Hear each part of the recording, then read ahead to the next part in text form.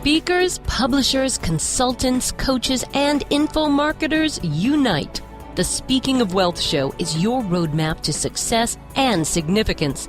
Learn the latest tools, technologies, and tactics to get more bookings, sell more products, and attract more clients.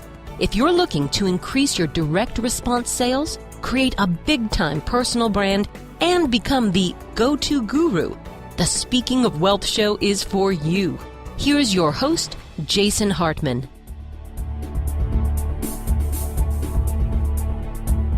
Welcome to the Speaking of Wealth Show. This is your host, Jason Hartman, and this is episode number 5. I'm not sure if you can hear the noise in the background or not, but I happen to be recording from the beautiful island of St. Martin here in the Caribbean. And yes, those are crashing waves in the background. I'm at the Westin Resort, and my hotel room is right on the beach here, so it's really, really nice. And isn't this one of the reasons that we got into the speaking, publishing, info marketing business to create passive income so that we can have the freedom to live the life we want, so that we can travel, we can take up our hobbies, spend time with our families, whatever it is for us. And that's what the Speaking of Wealth Show is all about, is creating those profits as passively as possible. Once we get that business in motion, it tends to remain in motion without our direct efforts. And that's what the Speaking of Wealth Show is for. So today we're going to go to a fairly technical topic. We're going to be talking about digital publishing with a high-level person from a company called Mequoda, and this is pretty technical, and it's pretty good though. Sometimes we explore the more philosophical sides of the business, sometimes we explore the more technical sides of the business and everything in between, and that's what we'll be doing on the show today. So let's listen into the interview with Kim and learn more about digital publishing. Here we go.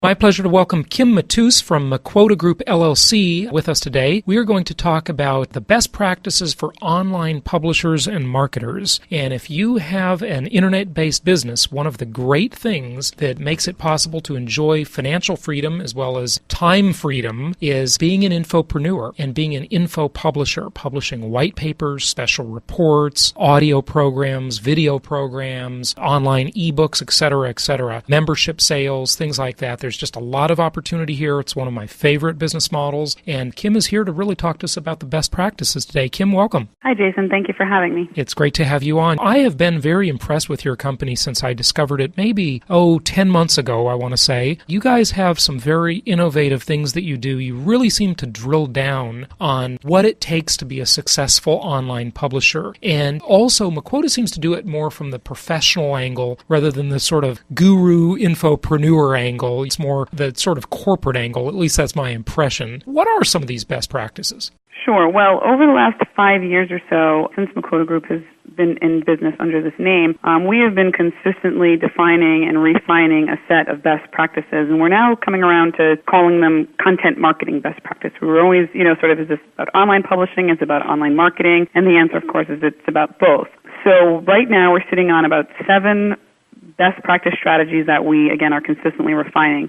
We usually start with editorial, because online, of course, it's all about the content. And even if you aren't a traditional publisher, which is who we are used to working with, when it comes to the internet, it is all about content, because people start with search, and Google, of course, gives preference to content-based websites. So one of the strategies that we focus a lot on is editorial and how to leverage your content and your reputation. Yeah, and you do that very well. And I know we'll talk during this interview about how you look for content which is really requested highly in terms of keywords on the search engines, and then doesn't have a lot of content for it. And then you try to fill that void all the time. And you actually sort of build your white papers and special reports around that. Isn't that correct? Right, that's exactly the case. So before we begin a new website launch, because Mequoda's business model really is, we've got the publishing division where we publish the daily newsletter. We do a live webinar every other week, which we charge for. They're paid webinars. We've got a membership website. We do live events, strictly for the publishing industry, again, teaching our best practices. But sitting in the middle, we've also got a consulting division where Don works one-on-one with publishing clients from small to medium to larger-sized organizations around the country and around the world, helping them figure out their digital strategy. And before we even sort of have any other discussion, the very, very first thing we do before we help them build a new website is to first determine what are the keywords that your market is Googling every day that your website should tie into. So in our view, you shouldn't even consider building a website in any market without first knowing exactly how many people every day are Googling the terms that you're trying to target. And then, again, it's not just about volume, so you don't want to just write about something because it's popular, because, of course, there's a lot of competition out there. So the sweet spot is to find keyword phrases that a lot of people are Googling, but not a lot of other websites are competing for. And there's a lot of free tools available right from Google that will help you with this process. And that's really the sort of core piece of our strategy, if you will. When you talk about online publishing and content, maybe let's talk about the different sort of disciplines for best practice within that field, the different maybe verticals within that. So there's doing documents, whether they be ebooks, special reports, white papers, etc. There's membership sites where you're trying to get people to pay a subscription fee, and there are other things. Do you want to go into sort of each of those niches?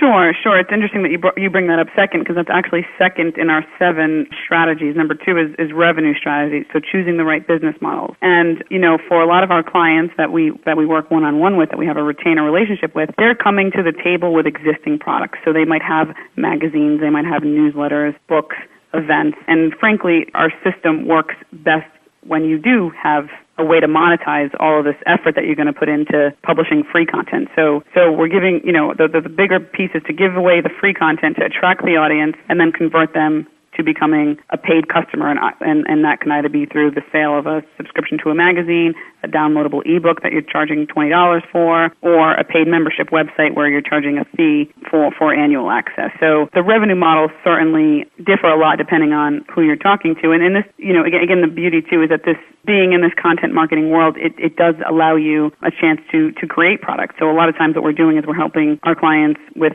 product development. If there's a real need, again, in terms of from a search standpoint and a competitive standpoint, then there's a chance that you could develop a paid product out of that need, if that makes sense. In terms of the subscription model, if you will, you want people to come and subscribe and get content where they have a password and get content for that website. What type of content sells the best? Are there any sort of price points that you recommend in that world? Well, again, I think it depends if it's B2B, B2C. Of course, on the B2B side, you've got a chance to charge more money for your content because that tends to be more in the need to have versus the nice to have. On the B2C side, when you're living in the nice to have environment, you can't necessarily get away with charging a lot for content, especially if there's a ton of free content out there already. So demand has to come into play there, and competition. I think it all comes back to that. Are there certain industries that work better with the content marketing business than others? And do they have sort of certain price points around them? I mean, it's odd because it seems like the world is just full of free information nowadays, yet some publishers really seem to pull off charging and many times charging pretty high prices for that information. It seems kind of like a disconnect, Kim. It's sort of both ways. It strikes me as though it's largely packaging and the way it's presented, the way the offer is presented. Certainly that has a lot to do with it, and I think brand as well. I mean, I was just talking today to somebody about the whole free versus paid and, why it works for some and why it doesn't. And, I thought about consumerreports.org. There's a company with a beautiful brand presence. I've always had a strong brand preference, and when it came to the internet and deciding what kind of online business model was going to work for them, they were lucky because it was very clear that they couldn't accept advertising. They were Consumer Reports. They didn't take advertising in their magazine, so when it came to the internet,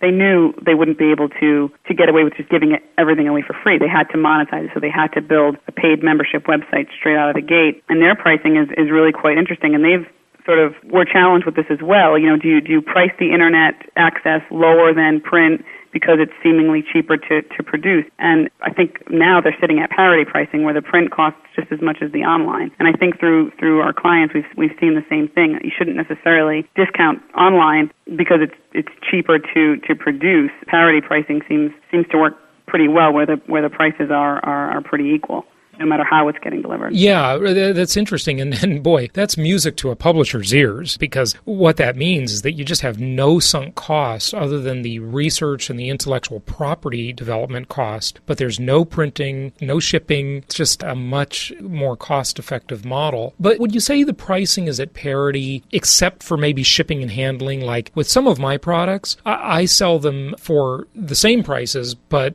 if they want the printed version, or the physical version, I should say, its shipping and handling is added to it. Right. Is that about the norm, or is it? Yes, definitely. Absolutely. All right. In terms of membership websites, kind of back to that for a moment, I see a lot of info marketers and online publishers going the really low-cost route nowadays, where they're selling things for $7. They're selling monthly memberships for $9.97, and I mean less than $10, not $997. It seems as though there's an awful lot of information out there nowadays that's being sold rather cheaply, but the downside to the consumer is that it seems that all of this information is geared toward an upsell to the next thing rather than the real content. Right. Thoughts on that? Yeah, I think that's just part of the business. I mean, even at Mequoda, we recently made our membership product such an incredible deal that it's just, you just can't say no. And at first I was reluctant to offer such an incredible deal because I didn't really know how it would impact us from a cost standpoint. But it's certainly getting the orders in, and I think that with a membership product, simplifying the offer is definitely the way to go, even if it means you're giving away more than you think that you should. I mean, make it a great deal for the customers. Make it so that they can't say no. And of course, is there an upsell behind it? Naturally. We charge $297 for Mequoda Pro. It's a phenomenal deal that includes live access to all of our upcoming live webinars, all on-demand access to all of our previous webinars. But do I really just want a big, large stable of Mequoda Pro subscribers?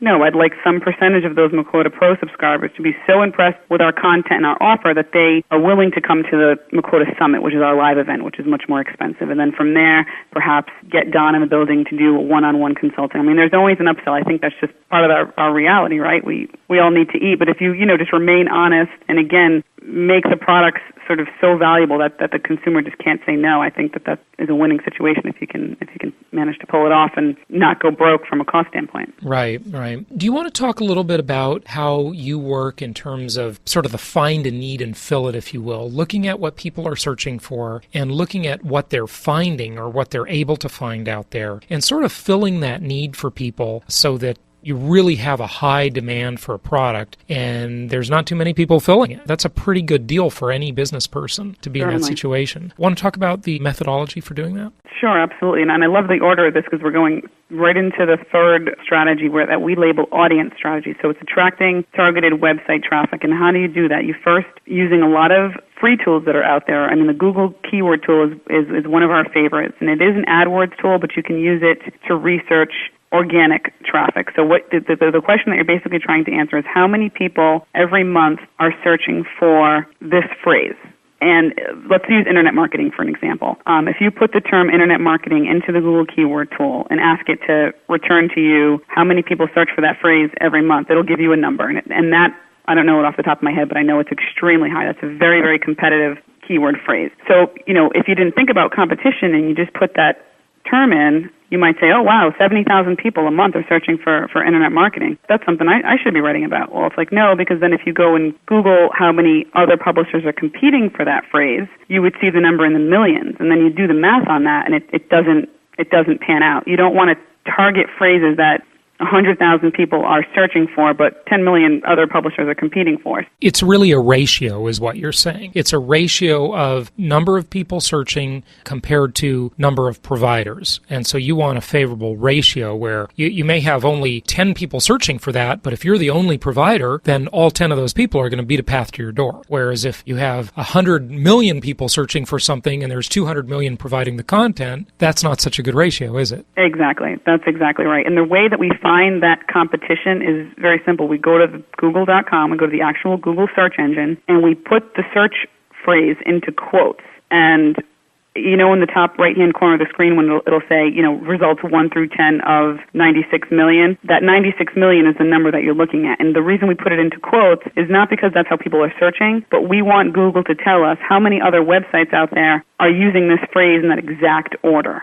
Because if you leave it with no quotes, then the number is going to be much larger because Google's going to also return results where somebody's using the word internet in one paragraph and marketing in the other paragraph. So by putting it in quotes, you're forcing Google to return results where the website is using that phrase in that exact order.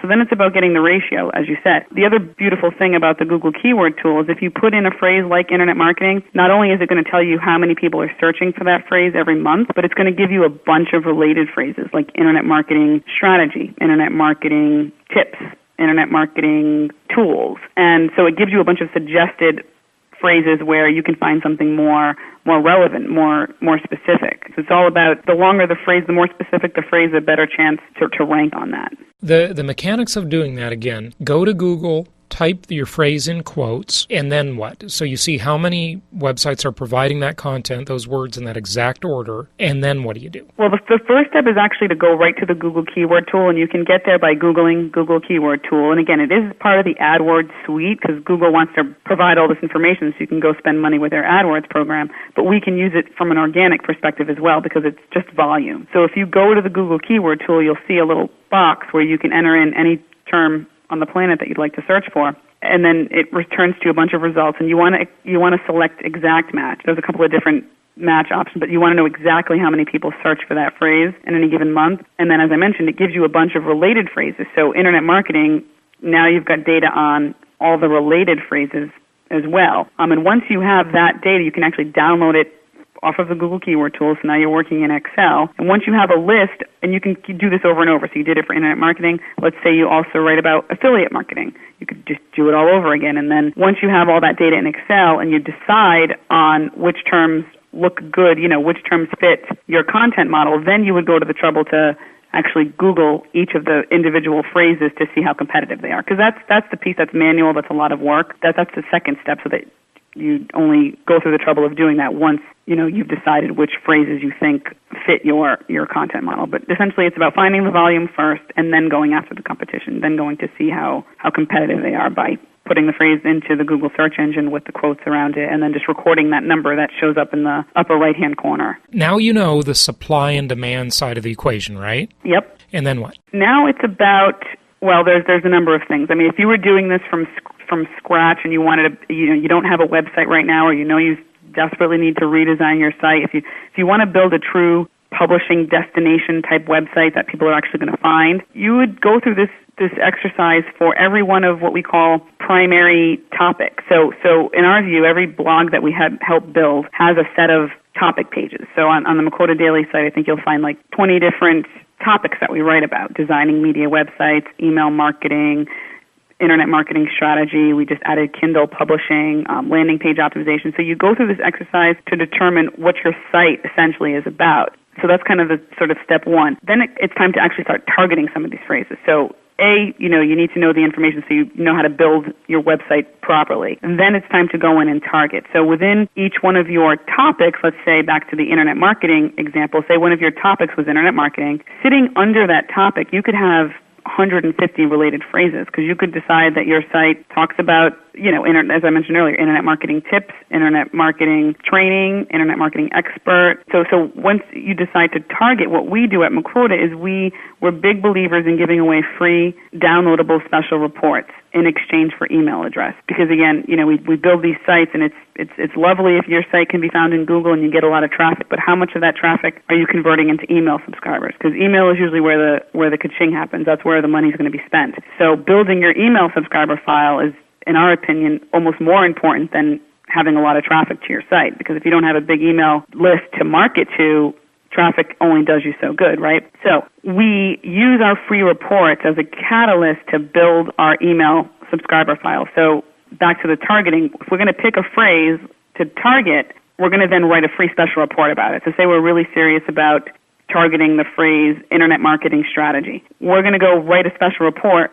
titled 10 Tips for Improving Your Internet Marketing Strategy. So we put the phrase that we're targeting right in the title of the free report, so that when somebody in the future is Googling this phrase that you've decided to target, they'll find your landing page, and on that landing page you're describing all the benefits of this free report, and then in order for the reader to access the free report, they've got to give you their email address. So you're building your email file at the same time that you're attracting that traffic from Google, if that makes sense. I know it's kind of a mouthful, but does that make sense? Yeah, absolutely. Let me take a brief pause. We'll be back in just a minute.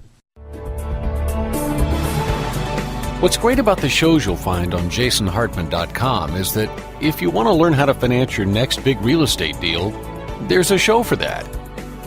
If you want to learn more about food storage and the best way to keep those onions from smelling up everything else, there's a show for that. If you honestly want to know more about business ethics, there's a show for that. And if you just want to get away from it all and need to know something about world travel, there's even a show for that. Yep, there's a show for just about anything. Only from jasonhartman.com, or type in Jason Hartman in the iTunes store.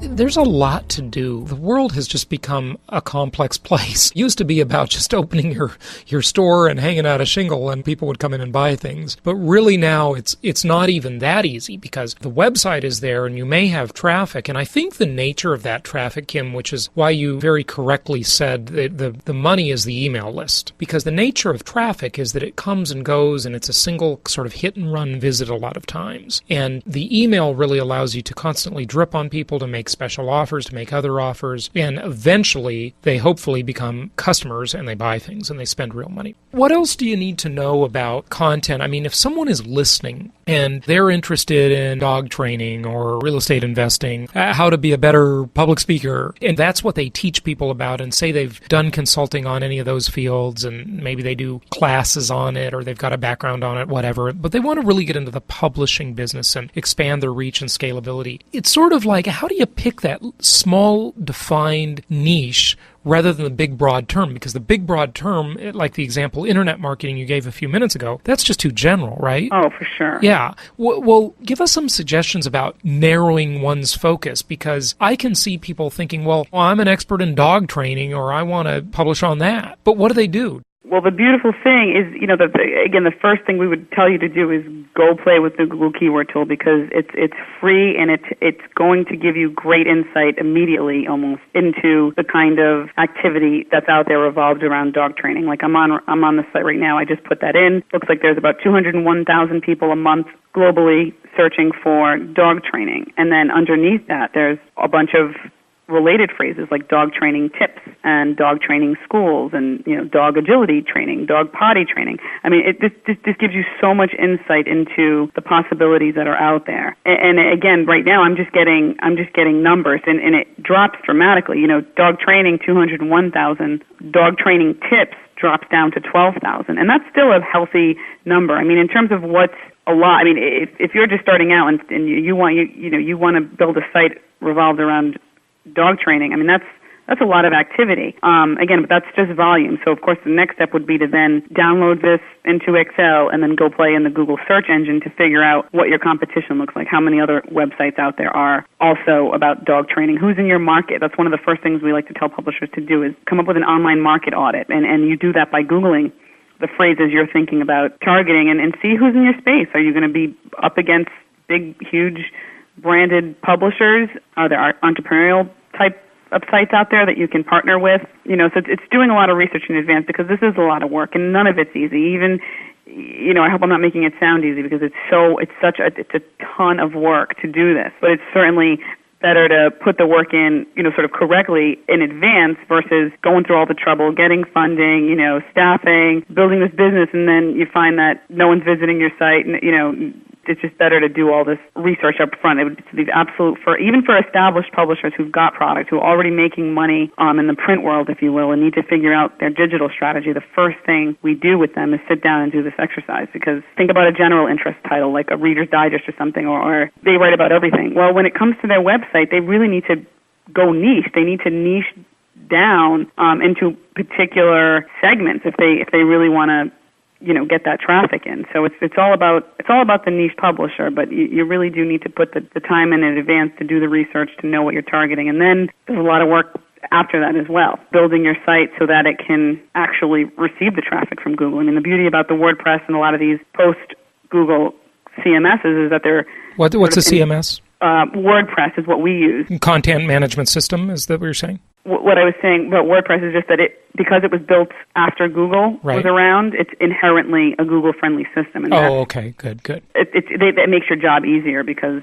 it already knows about category pages and so many different plugins out there where you can make sure you get all the metadata that you need. Now, Kim, by the way, what I was referring to is you said CMS, and I wasn't sure everybody knew that acronym. I'm sorry. That's Content Management System, correct? Correct. Okay, good. Thank you. Now, on WordPress, there are many different templates people can choose for WordPress. Are there certain templates that are more friendly than others, or do they all work just as well with Google and search engines? Well, I'm not too much on the technical side, but I know for us, WordPress is the base system, and then there's a bunch of plugins out there that we've sort of borrowed, and we also had to build a couple to make the system do what we need it to do from like a fulfillment standpoint, from an email management standpoint. I mean, we've got WordPress as our base, and it's tied into sort of a bunch of subsystems to get it to do what we need it to do. So it's really incumbent on a publisher to spend a lot of time finding those niche words, or phrases, I should say, that are highly attractive, they're being searched a lot, but not many people are providing content. You've really got to do two different things to determine that, as you mentioned before, as far as I understand it. Someone should invent a site that just tells you the phrases that have the best ratio, right? Right. Is there such a thing, or no? Not that we found. I mean... That's the zillion-dollar idea right there. I just had it. I know. There you go. But I'm sure they exist out there. I'm sure someone's developed some kind of a program to do just that. Isn't that, Kim, just what's so great about capitalism and a free market? It's like any desire, any idea, there's someone who thought of it and someone who's filling it. It's amazing. Absolutely. Every day in the internet age, it just amazes me more and more. Every resource is at your fingertips. I mean, if you're listening and you didn't have the internet for part of your life, you really can't appreciate it enough. It's a pretty incredible tool. No question about it. It makes our job, harder in a sense. And easier, too, in a way, yeah. It's so clarifying, and the data's right there for you if you know how to seek it out. Well, do you want to talk about the ebook revolution that's going on? And when I say ebook, I don't mean paper ebooks that are PDF files, although you're certainly welcome to talk about that because that's a big thing for publishers. But the Kindle revolution and all the competitors, the Sony ebook reader, and Barnes & Noble has their, what do they call that, the Q or something like that, I think. And all of these different things that are out there. I purchased my Kindle right away when it was the Kindle 2, the second version that really was a huge improvement. And I love it. It's a great tool, and I've published several of my books on the Kindle, but there's a lot of real mastery that comes with that, isn't there? That's a whole nother area of discipline, which has best practices and all sorts of stuff, right? Certainly. We just actually did a webinar on it last week, and it was very well attended and certainly sparked a lot of interesting discussion. In my opinion, I think that we should focus on sort of the basics first.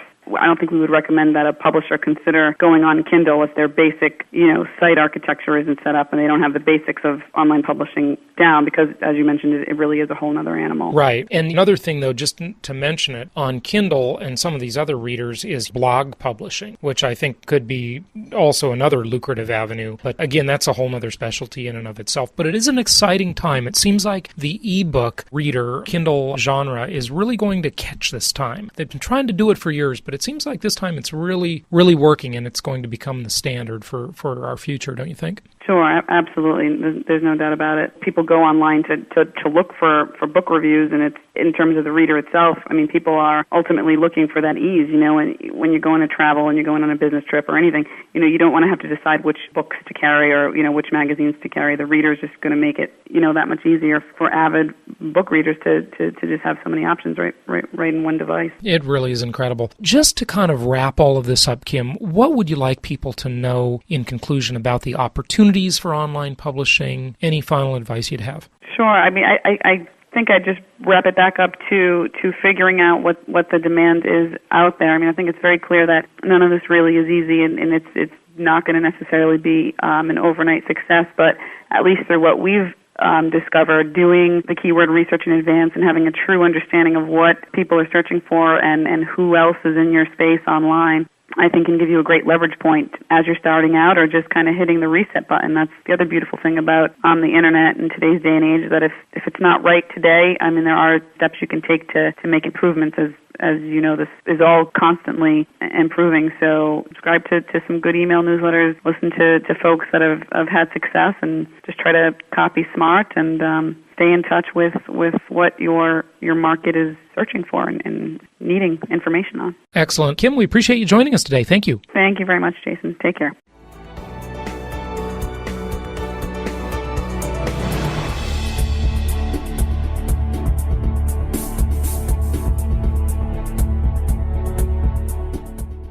Copyright the Hartman Media Company.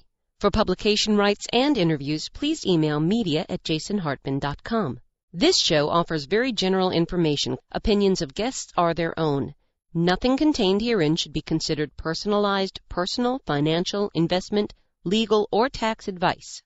Every investor's strategy and goals are unique. You should consult with a licensed real estate broker or agent or other licensed investment, tax, and/or legal advisor before relying on any information contained herein. Information is not guaranteed. Please call 714-820-4200 and visit www.jasonhartman.com for additional disclaimers, disclosures, and questions.